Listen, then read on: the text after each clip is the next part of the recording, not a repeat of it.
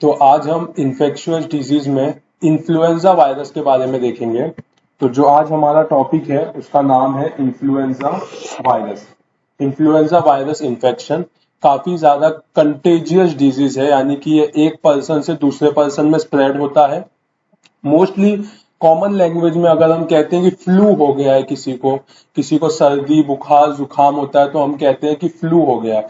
तो फ्लू को ही हम दूसरे टर्म में कहते हैं influenza virus infection. Influenza virus infection जैसे कि मैंने यहाँ पे फोटो में भी बताया है कि ये जो चीजें हैं वो स्प्रेड होती है रेस्पिरेटरी ट्रैक से या फिर ड्रॉपलेट जो होते हैं, ड्रॉपलेट इन्फेक्शन जो होते हैं उससे होता है, यानी कि जो माइन्यूट ड्रॉपलेट पार्टिकल्स होते हैं वहां से जो है वो इन्फेक्शन वो रेस्पिरेटरी ट्रैक के थ्रू लंग्स में जाता है और हमें फ्लू लाइक सिम्टम्स डेवलप होते हैं जिसे हम कहते हैं influenza virus infection.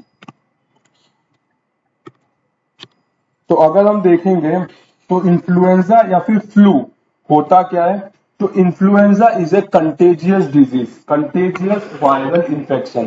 Contagious viral infection का मतलब होता है कि ये स्प्रेड होता है एक पर्सन से दूसरे पर्सन में। क्या होता है, एक पर्सन से दूसरे पर्सन में स्प्रेड होता है डायरेक्ट कांटेक्ट के थ्रू या रेस्पिरेटरी, जैसे हम कह सकते हैं जो ड्रॉपलेट पार्टिकल्स होते हैं उसके थ्रू ये वायरस जो है वो एक पर्सन से दूसरे पर्सन में स्प्रेड होता है। That can cause mild to severe symptoms and life threatening complication including death. Most probably इसमें माइल्ड से मॉडरेट सिम्टम्स देखने मिलते हैं, जैसे कि फीवर आना, बॉडी एक होना, ये सब चीजें देखने को मिलती है। लेकिन अगर इसका ट्रीटमेंट ठीक से नहीं किया जाए तो इसके वजह से लंग्स इन्फेक्शन होंगे और पेशेंट का डेथ भी हो सकता है। यानी कि इसका जो है माइल्ड से लेके सीवियर फॉर्म तक सभी कैटेगरीज हमें देखने को मिलेंगे और ये डिजीज की वजह से डेथ होने के चांसेस भी काफी ज्यादा होते हैं, even in healthy children's and adult. तो ऐसा नहीं है कि एडल्ट में होता है या चिल्ड्रंस में होता है, ये दोनों में हो सकते हैं। इन्फ्लुएंजा वायरस स्प्रेड होता है और ये डेथ भी हो सकता है। कोई भी एज ग्रुप हो, चिल्ड्रंस हो, एडल्ट हो, मेल हो, फीमेल हो, सभी में ये वायरसेस है जो स्प्रेड होते हैं। इन्फ्लुएंजा इन्फेक्शन में हैव सम और all of the following symptoms. कुछ बेसिक सिम्टम्स है जो इन्फ्लुएंजा वायरस इन्फेक्शन में हमें देखने को मिलता है। कुछ बेसिक सिम्टम्स है, जैसे कि सबसे पहला हुआ फीवर, यानी कि बुखार आना, बॉडी में टेम्परेचर बढ़ जाना।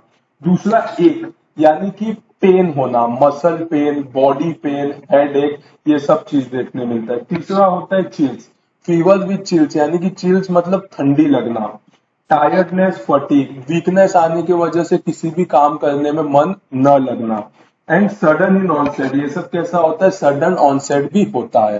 तो इसमें बेसिक क्या चीजें देखने मिलती है, सबसे पहला fever, muscle pain, body pain, headache, उसके साथ साथ ठंडी लगना, चिल्स, फटिगेबिलिटी यानी कि tiredness and sudden onset. Various forms of influenza virus infection have occurred as an outbreak at different times, sometimes with alarming morbidity and mortality. तो most probably जो influenza virus होता है वो एक आउटब्रेक में spread होता है। कहीं छोटे से पॉपुलेशन में अगर किसी एक दो को हो गया हो इन्फ्लुएंजा वायरस और उस पर्सन को ठीक से आइसोलेट न किया जाए तो उसकी वजह से काफी सारे ग्रुप में ये वायरस स्प्रेड होता है, जिसे हम कहते हैं आउटब्रेक। तो सबसे खतरनाक आउटब्रेक जो अभी तक हुआ था वो हुआ था 1918 में यूके में। यूके में 1918 में स्प्रिंग सीजन में ये वायरस स्प्रेड हुआ था, जिसकी वजह से 500 मिलियन पीपल जो थे 500 मिलियन पीपल जो थे वो अफेक्ट हुए थे। तो मोस्टली ये सबसे बड़ा जो पेंडेमिक था इन्फ्लुएंजा वायरस का वो 1918 में हुआ था, जिसे हम कहते हैं आउटब्रेक। और अगर हम रिसेंट टाइम में देखेंगे तो रिसेंट टाइम में 2009 में हमें देखने मिला था स्वाइन फ्लू का इन्फेक्शन या फिर स्वाइन फ्लू का इन्फ्लुएंजा वायरस। तो ये स्वाइन फ्लू का वायरस था, इसमें भी अराउंड 3 लाख पीपल का डेथ हुआ था। क्या हुआ था, 3 लाख पीपल का डेथ हुआ था। तो अगर एक साथ काफी ज्यादा ग्रुप में ये बीमारी स्प्रेड होती है या इसके वजह से काफी सारे लोगों की डेथ होती है तो हम उसे कहते हैं आउटब्रेक। तो ये हर कुछ साल में इसका आउटब्रेक हमें देखने को मिलता है। इसकी वजह से मॉर्बिडिटी या मॉर्टेलिटी हो सकती है। तो मॉर्बिडिटी क्या होता है, यानी कि एक साथ काफी सारे ग्रुप में यह बीमारी स्प्रेड होना, और मॉर्टेलिटी यानी कि काफी सारे लोगों का डेथ होना। तो स्प्रेड होना और डेथ होना ये कॉमन चीज है इन्फ्लुएंजा वायरस में, जो कुछ कुछ डेकेड्स में स्प्रेड होता है अलग अलग रीजन में पूरे वर्ल्ड में।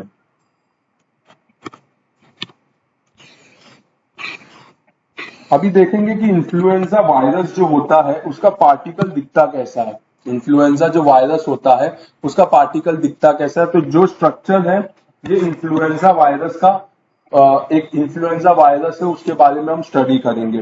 तो इसमें क्या होता है, तो सबसे पहला जो ये पार्टिकल होता है, ये जो वायरस होता है वो स्पेरिकल शेप में होता है। कैसा होता है, स्पेरिकल शेप, यानी कि सर्क्यूलर स्पेरिकल शेप में होता है। इसमें क्या क्या होते हैं, तो सबसे पहले आउटर एक लेयर प्रेजेंट होता है। जो ये आउटर वाला लेयर प्रेजेंट होता है इसे हम कहते हैं लिपिड एनवलप, या फिर हम कैसे कह सकते हैं इसको, लिपिड का मेम्ब्रेन। लिपिड मेम्ब्रेन जो सबसे आउटर लेयर होता है ये प्रोटेक्ट करता है अंदर के आरएनए और काफी सारे प्रोटीन्स के पार्टिकल्स में।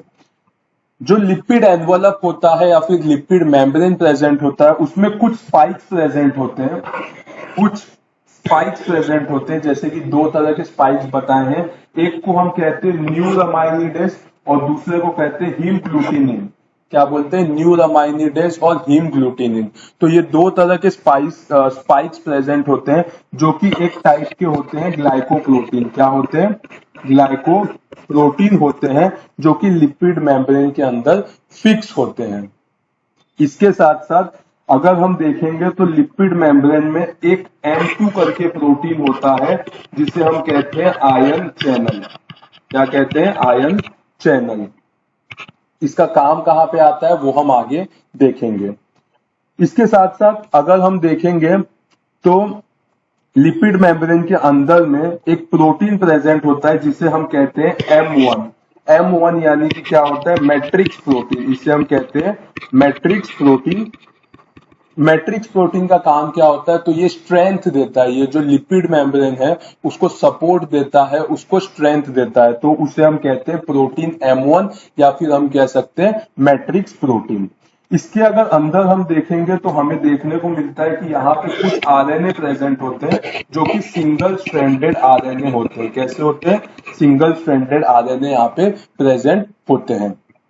तो अगर हम सीधा सीधा अगर पार्टिकल्स देखेंगे इन्फ्लुएंजा वायरस का पार्टिकल, तो उसमें हमें क्या देखने को मिलेगा, सबसे पहले तो इसमें हमें देखने मिलेगा कि वो स्पेरिकल होता है। जो आउटर लेयर होता है वो लिपिड मेम्ब्रेन से बना होता है। लिपिड मेम्ब्रेन में दो स्पाइक्स होते हैं, एक को हम कहते हैं न्यूरामाइनिडेस और दूसरे को कहते हैं हीमग्लूटिनिन।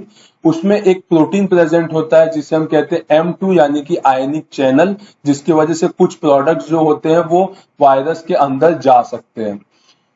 लिपिड मेम्ब्रेन के इनर साइड पे कुछ प्रोटीन प्रेजेंट होते हैं जिसे हम कहते हैं M1 यानी कि मैट्रिक्स प्रोटीन, जो कि काम करता है स्टेबिलिटी के लिए, यानी कि लिपिड मेम्ब्रेन को स्टेबल रखने के लिए इसका काम होता है।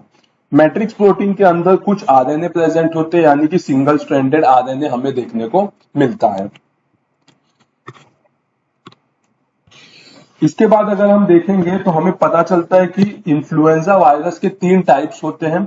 3 distinct type of influenza virus are known, influenza virus A, B और C। Most probably A, B और C ही है, लेकिन कहीं कहीं पे हम देखेंगे तो 4 टाइप भी दिया है। लेकिन कैसा है कि हर दिन नए नए डिस्कवरीज होते हैं, तो चौथा जो टाइप है या फिर D टाइप हम कह सकते हैं, तो वो अभी तक फुल्ली रिकॉग्नाइज नहीं हुआ है। इसके लिए हम 3 ही टाइप देखते हैं। तो 3 बेसिक टाइप जो होते हैं इन्फ्लुएंजा वायरस के, वो है influenza virus A, B and C। इसमें से जो ए इन्फ्लुएंजा वायरस होता है उससे काफी सीरियस प्रॉब्लम्स होते हैं, काफी ज्यादा आउटब्रेक होते हैं, काफी ज्यादा ग्रुप में ये स्प्रेड होता है। लेकिन जो बी और सी टाइप के इन्फ्लुएंजा वायरस होते हैं वो माइल्ड फॉर्म के होते हैं, जिसकी वजह से ज्यादा प्रॉब्लम देखने को नहीं मिलता है।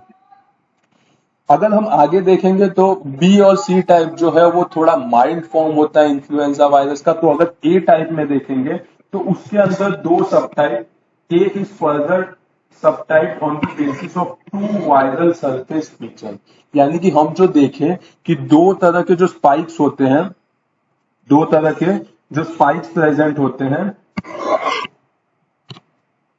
इसे हम कहते हैं न्यूरामाइनिडेज को एन कहते हैं और हीम ग्लूटिनिन को हम कहते हैं एच। इसके बेसिस पे काफी ज्यादा अमाउंट में सब टाइप्स हमें देखने को मिलते हैं। तो इन्फ्लुएंजा वायरस ए में काफी ज्यादा सब टाइप देखने मिलते हैं on the basis of antigen H and N. ये जो होते हैं ये होते हैं एंटीजन एच और एन।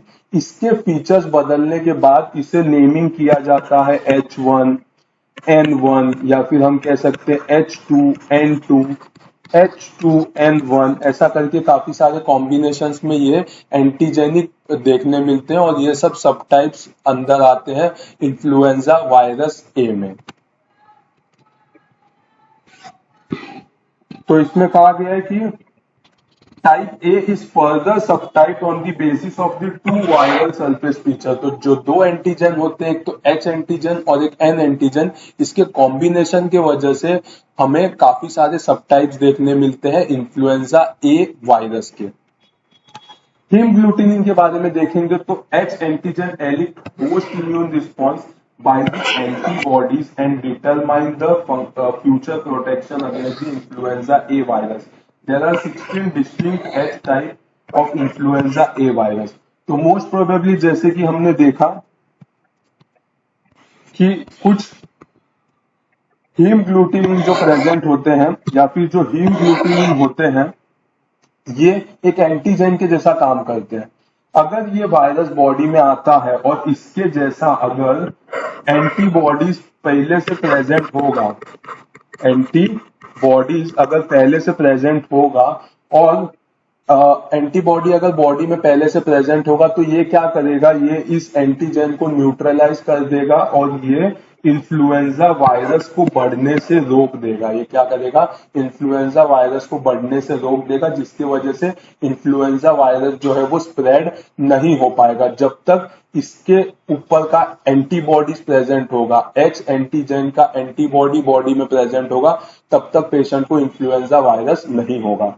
लेकिन प्रॉब्लम ये होता है कि इसके 16 सबटाइप्स हैं।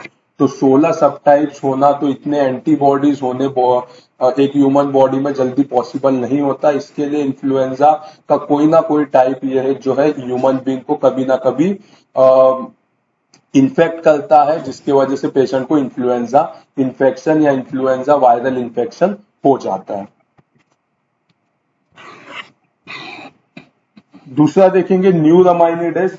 तो न्यूरामाइनिडेज जिसको हम कहते हैं N antigen, antibody response against an antigen limit the spread of viral infection and is responsible for reduction in the infection.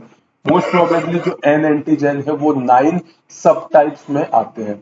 तो अगर हमारे बॉडी में एंटीबॉडीज नहीं है लेकिन बाहर से कोई मेडिकेशन दिया जाता है तो वो मेडिकेशन क्या करता है, एन एंटीजन पे आके ऑब्स्ट्रक्ट होता है, वहां उसको इनहिबिट करता है, न्यूरामाइनिडेज को इनहिबिट करता है और इनहिबिट करने की वजह से इन्फ्लुएंजा वायरस इन्फेक्शन जो है वो स्प्रेड नहीं होता। लेकिन दूसरा यही है कि इसके भी 9 सब टाइप्स होते हैं, तो ये भी कभी ना कभी पेशेंट में स्प्रेड होने के चांसेस होते हैं। The HA and NA are the important in the immune response against the virus. Antibodies against the spikes may protect against infections. The NA protein is the target of the antiviral drug Tamiflu and Relenza. रिलेंजा और Tamiflu जो है वो एक type के antiviral drug है जिसको हम कहते हैं न्यूरामाइनिडेज inhibitor.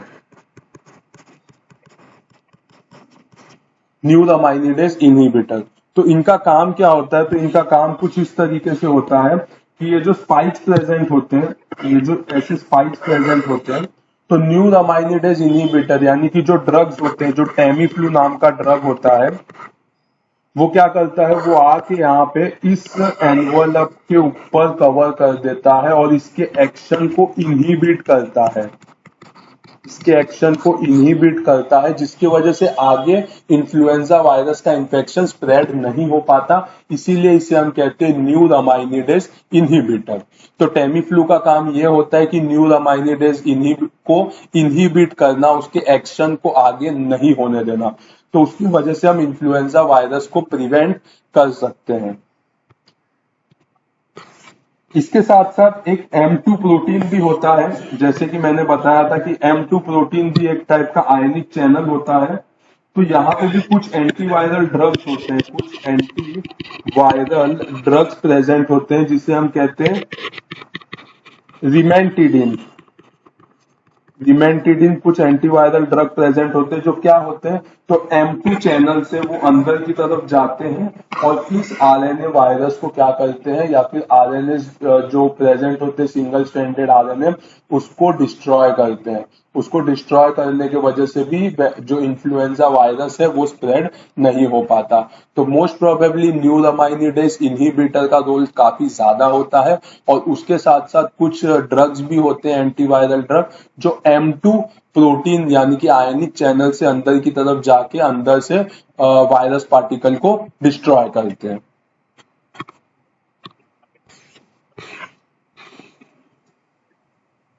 Third, the subtypes of influenza virus are designed by denoting serial subtype H and N antigen as H1N1, H2N2 etc.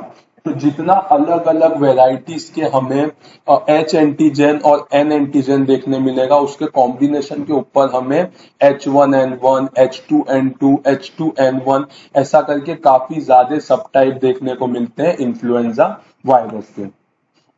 Influenza A virus infect human being, bird, pigs and horses. Most probably influenza A virus जो होता है वो human being में, birds में, pigs में, horses में infect करता है।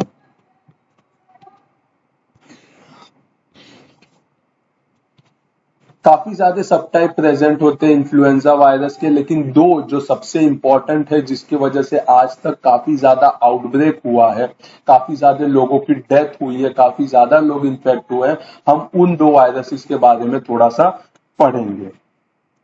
तो two of the known subtypes of influenza A virus have infected the human being in recent time. जैसे कि मैंने कहा कि 2009 में भी हमें स्वाइन फ्लू का आउटब्रेक देखने मिला था, उसी तरह से 2005 में हमें बर्ड फ्लू का आउटब्रेक देखने मिला था।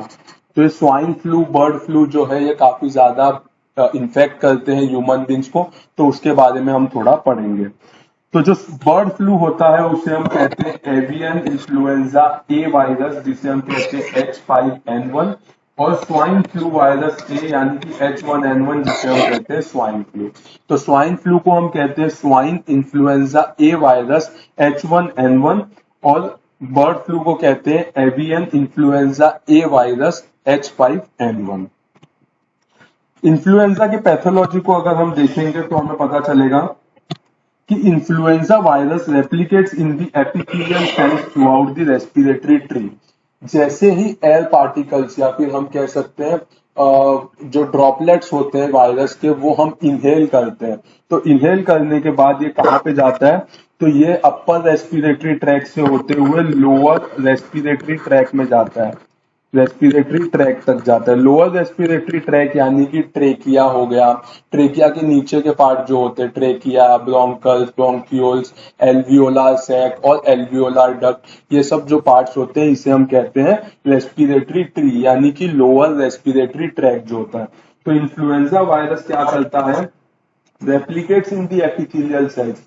तो जैसे कि हम देखते हैं, अगर हम ट्रेकिया का हिस्टोपैथोलॉजी देखेंगे तो हमें देखने को मिलता है सबसे ऊपर का लेयर होता है उसे हम कहते हैं सब म्यूकोजा, उसके नीचे लेयर प्रेजेंट होते हैं जिसे हम कहते हैं म्यूकोजा, म्यूकोजा के नीचे एक लेयर प्रेजेंट होता है जिसे हम कहते हैं कार्टिलेजोनियस लेयर, और सबसे नीचे का लेयर प्रेजेंट होता है जिसे हम कहते हैं एडवेंटिशिया। क्या कहते हैं, एडवेंटिशिया।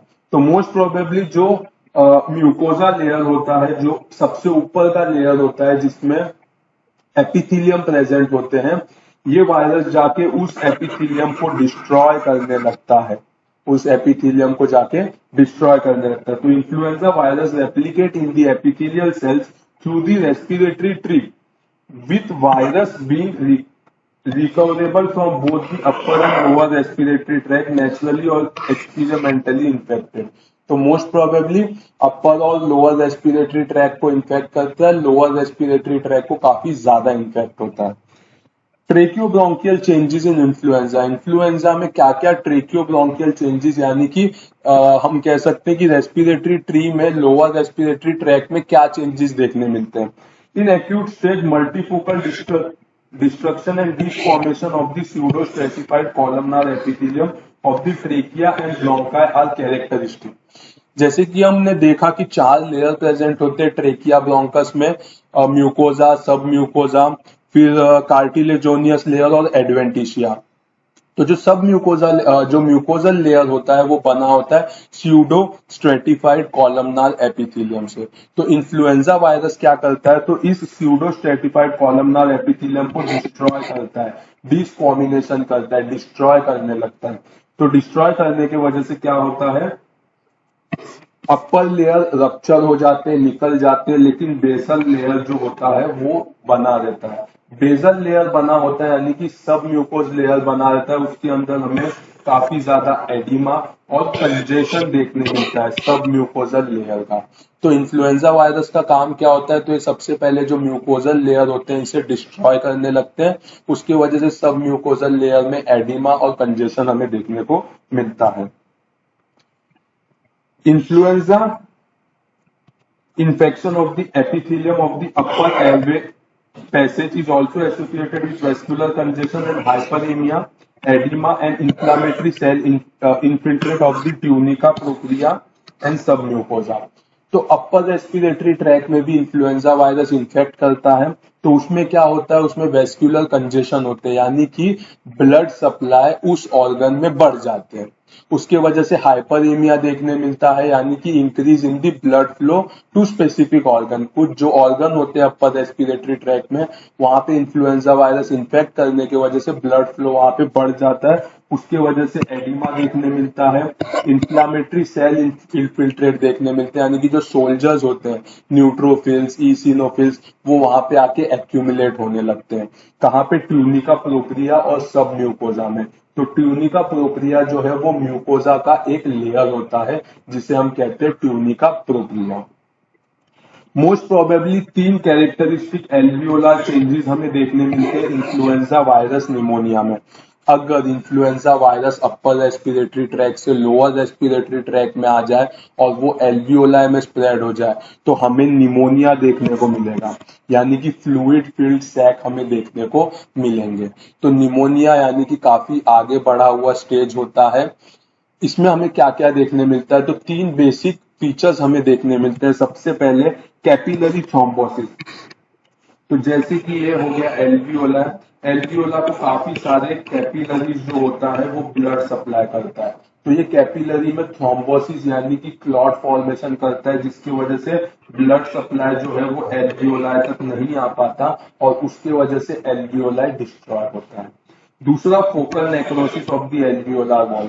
जब ब्लड सप्लाई यहाँ तक नहीं आ पाएगा तो ये जो एल्वियोलाई का वॉल होगा ये क्या होगा, नेक्रोसिस होगा। डिक्रीज ब्लड सप्लाई की वजह से ऑक्सीजन नहीं मिल पाएगा और इसका जो टिश्यू होते हैं वो डेथ होते जाएंगे यानी कि टिश्यू का डेथ होते जाएगा। And development of the hyaline membrane. जब भी टिश्यू का डेथ होगा तो वहां पे एक हाइलाइन शीट प्रेजेंट होने लगता है जिसे हम कहते हैं हाइलाइन मेम्ब्रेन। तो बेसिकली 3 फीचर देखने मिलेगा, एक तो कैपिलरी थ्रोम्बोसिस, उसके साथ साथ focal necrosis of the alveolar wall और उसके साथ साथ development of hyaline membrane. Early lesion of the alveolar epithelium are difficult to detect because of the hyperemic and partially hemorrhagic edematic pneumonia that develop with infection। Most probably early stage में हमें नहीं पता चलता, क्यों? क्योंकि जैसे ही mucosal layer rupture होने लगता है तो हमारे जो रेस्पिरेटरी ट्रैक है वहां पे काफी ज्यादा ब्लड सप्लाई बढ़ जाते हैं, सोल्जर्स आ जाते हैं वहां पे, उसकी वजह से क्लियर पिक्चर हमें देखने को नहीं मिलता है। इसके बाद हम देखेंगे इन्फ्लुएंजा वायरस के जो दो टाइप हम पढ़ने वाले हैं उनके बारे में हम देखेंगे। तो सबसे पहला है बर्ड फ्लू यानी कि इन्फ्लुएंजा ए वायरस, जिसे हम कहते हैं H5N1, जिसे हम कहते हैं H5N1।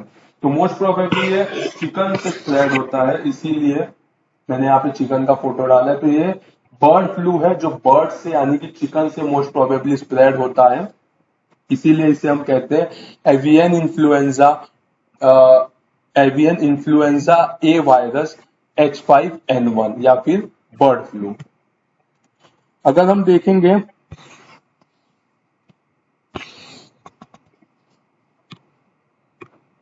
तो H5N1 सब type of influenza A virus infection causes severe acute respiratory syndrome, यानी कि रेस्पिरेटरी हमारे लंग्स में, हमारे ट्रेकियोब्रोंकियल जो ट्रीज होते हैं, रेस्पिरेटरी ट्रीज होते हैं, उनको इन्फेक्ट करते हैं, which is the human form of bird flu और the avian influenza. Every year there have been outbreak in the poultry birds in different part of the world, resulting into slaughtering of million of infected chicken every year. Most probably काफी ज्यादा chicken को मारा जब जाता है, काटा जाता है, तो काफी ज्यादा चिकन्स में ये वायरस होते हैं और उसी से वो ह्यूमन बीइंग में स्प्रेड होते हैं। और मोस्ट प्रोबेबली इसका आउटब्रेक हमें हर साल किसी ना किसी देश के किसी ना किसी कोने में या फिर पूरे वर्ल्ड में किधर ना किधर हमें देखने को मिलता है। पैथोजेनेसिस के बारे में हम देखेंगे तो severe acute respiratory syndrome is caused by influenza type A H5N1 respiratory virus. तो H जैसे कि हीमग्लूटिनिन और N न्यूरामाइनिडेज का सब टाइप जो है H5N1 का, उससे ये वायरस स्प्रेड होता है। It is also called SARS associated corona virus. Human acquired infection through contaminated nasal, respiratory and fecal material from the infected birds. Most probably अगर किसी चिकन को या किसी बर्ड में इन्फ्लुएंजा वायरस होगा तो वो नेजल के थ्रू, रेस्पिरेशन के थ्रू या फिर फीकल मटेरियल से ये वायरस एक बर्ड से ह्यूमन बीइंग में स्प्रेड होता है। An individual who has human flu and get infected with bird flu then has the hybrid virus, so produce highly contagious and causes lethal disease. किसी patient में human flu हुआ है, normal सा flu हुआ है, सर्दी खांसी बुखार है, और वो अगर बर्ड फ्लू से भी इंफेक्टेड हो जाए तो ये दोनों ह्यूमन फ्लू और बर्ड फ्लू मिला के एक हाइब्रिड फॉर्म करेंगे जो कि काफी ज्यादा कंटेजियस होता है ह्यूमन बीइंग के लिए, जिसकी वजह से पेशेंट का डेथ भी हो सकता है। No person to person transmission have been reported. Most probably bird flu जो है वो एक पर्सन से दूसरे पर्सन में स्प्रेड नहीं होता, एक पर्सन से दूसरे पर्सन में स्प्रेड नहीं होता है, ये सिर्फ बर्ड से पर्सन में स्प्रेड होता है। Human do not have immune protection against the avian virus. तो जैसे कि मैंने कहा था कि एंटीबॉडीज जो प्रेजेंट होते हैं अगेंस्ट हीमग्लूटिनिन, तो उसके वजह से क्या होगा, ह्यूमन बीइंग में वो वायरस स्प्रेड नहीं होगा। लेकिन एवियन वायरस ऐसा होता है कि इसके एंटीबॉडीज जो है वो ह्यूमन बॉडी में प्रेजेंट नहीं होते, तो इसका इन्फेक्शन किसी भी ह्यूमन बीइंग में होना पॉसिबल है। क्लिनिकल फीचर्स अगर हम देखेंगे तो क्या देखने मिलेगा, सबसे पहला चीज फीवर, बुखार, कफ यानी कि खांसी आना, डिस्निया यानी कि ब्रेथलेसनेस, सोर थ्रोट, सोर कंजेशन इन थ्रोट, मसल एक यानी कि हम कह सकते हैं माइल्जिया, बॉडी में मसल पेन होना, और आई इन्फेक्शन, किसी भी तरह का आई का इन्फेक्शन जिसमें आंख में रेडनेस होना, पानी निकलना, इन्फेक्शन हो जाता है। तो ये सब फीचर्स हमें बर्ड फ्लू में देखने को मिलता है।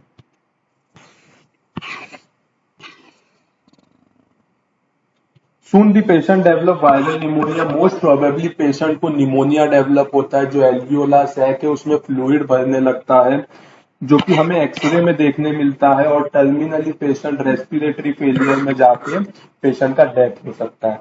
इसकी वजह से किडनी फेलियर होने के भी चांसेस काफी ज्यादा होते हैं। Since vaccination is yet being developed, the available measures are directed at prevention of infection such as by killing the infected poultry birds and isolation of the infected case. Most probably इसका vaccine अभी तक बना नहीं है, symptomatically हम treat करते हैं, लेकिन इसमें प्रिवेंटिव क्या करना है, तो जो बर्ड्स को इन्फेक्शन हुआ है उसको किल करके उसको बरी कर देना, और जिस ह्यूमन बीइंग को ये वायरस हुआ है उसे पूरी तरह से कुछ दिन के लिए आइसोलेट करना। मोस्ट प्रोबेबली अगर लेबोरेटरी डायग्नोसिस देखेंगे तो लेबोरेटरी फाइंडिंग्स में हमें क्या क्या देखने मिलेगा, नॉर्मल टू लो टीएलसी यानी कि डब्ल्यूबीसी व्हाइट ब्लड काउंट जो होता है वो नॉर्मल होगा या लो होगा, thrombocytopenia decrease in the platelet count कम होगा, elevated liver enzyme SGOT SGPT alkaline phosphatase, ये जो कुछ लीवर एंजाइम होते हैं ये बढ़े हुए देखने मिलेंगे, virus isolation by RTPCR on respiratory plasma urine and stool.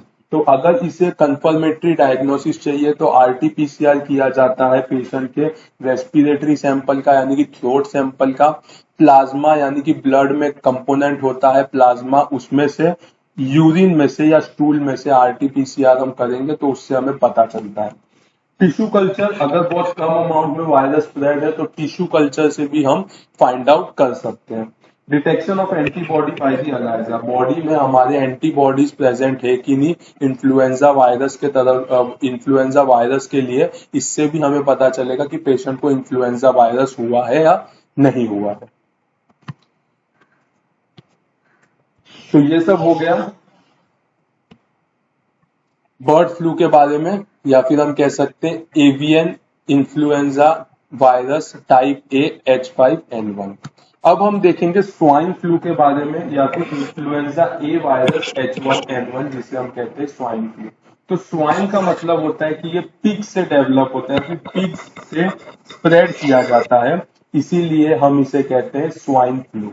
तो इसीलिए मैंने यहाँ पे पिग का एक फोटो देखा ताकि हमें ध्यान में आए कि H1N1 वायरस है वो है स्वाइन फ्लू और H5N1 वायरस है वो है बर्ड फ्लू। तो इसमें क्या दिया है, तो इसमें है influenza virus that commonly circulate in swine यानी कि pigs are called as swine influenza virus और swine flu viruses. H1N1 influenza type A virus is primarily an infection in pigs with low mortality in them. Human being acquired infection by direct contact. Most probably pigs में ये ज्यादा infect नहीं होता, लेकिन human being में काफी ज्यादा infect होता है। Further transmission of H1N1 flu occur by person to person contact by coughing, sneezing, and it is not known to occur by eating pork. यानी कि ये जो ट्रांसमिशन है वो बर्ड फ्लू जैसा नहीं है, ये एक पर्सन से दूसरे पर्सन में स्प्रेड होता है, लेकिन काफी जगह पे ये अफवाह होती है कि ये पॉर्क मीट यानी कि पिग का मीट खाने से भी होता है, तो ऐसा नहीं होता। ये मोस्ट प्रोबेबली एक पर्सन पिग से पहले स्प्रेड होता है पर्सन में, और एक पर्सन से दूसरे पर्सन में by droplet, air droplet particles होते हैं उससे स्प्रेड होते हैं।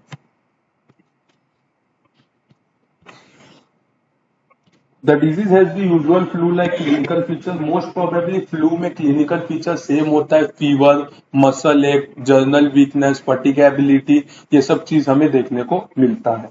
But additional 1/3 of the cases have been reported to find out diarrhea and vomiting. लेकिन स्वाइन फ्लू के कुछ केसेस में हमें डायरिया, लूज स्टूल या फिर वॉमिटिंग देखने को मिलता है।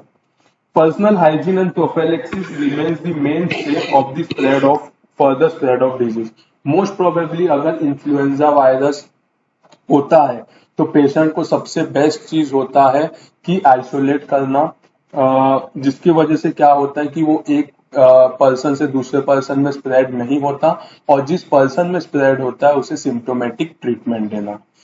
मोस्ट प्रोबेबली अगर हम देखेंगे तो ट्रीटमेंट ऑप्शन, एक बेसिक ट्रीटमेंट ऑप्शन अगर हम देखेंगे तो क्या देखने मिलेगा, तो अभी सबसे फेमस जो ड्रग है वो है न्यूरामाइनिडेज इनहिबिटर, जैसे कि मैंने बताया, जो कि न्यूरामाइनिडेज जो ग्लाइकोप्रोटीन है उसको जाके इनहिबिट करता है, जिसकी वजह से वो इन्फेक्शन आगे की तरफ स्प्रेड नहीं होता। तो इसमें कुछ ड्रग्स होते हैं जैसे कि हम कह सकते हैं ओसेल्टामिविर, जिसे हम कहते हैं टेमीफ्लू, ज़ेनामिविर, और तीसरा है पैरामीविर। तो ओसेल्टामिविर जो होता है ये हम ओरल फॉर्म में देते हैं, ज़ेमाविर जो होता है ये हम कैसे देते हैं, तो ये हम नेबुलाइजेशन या फिर इनहेल्ड फॉर्म में देते हैं, और पैरामीविर जो होता है ये हम आईवी फॉर्म में देते हैं। तो मोस्टली अभी हमारे पास एंटीवायरल में न्यूरामाइनिडेज इनहिबिटर ये ड्रग है, यही काफी ज्यादा यूज होता है, जिसमें ओसेल्टिमाविर जो होता है टैबलेट फॉर्म में आता है, डेली हम 2 टैबलेट देते हैं, एक सुबह एक शाम में। दूसरा ज़ैनामिविर जो कि इनहेल्ड फॉर्म में दिया जाता है, और पैरामीविर जो कि आईवी फॉर्म में हम दे सकते हैं। इसके अलावा सभी सिम्टोमेटिक ट्रीटमेंट और आइसोलेशन करना काफी ज्यादा जरूरी होता है इन्फ्लुएंजा वायरस इन्फेक्शन में।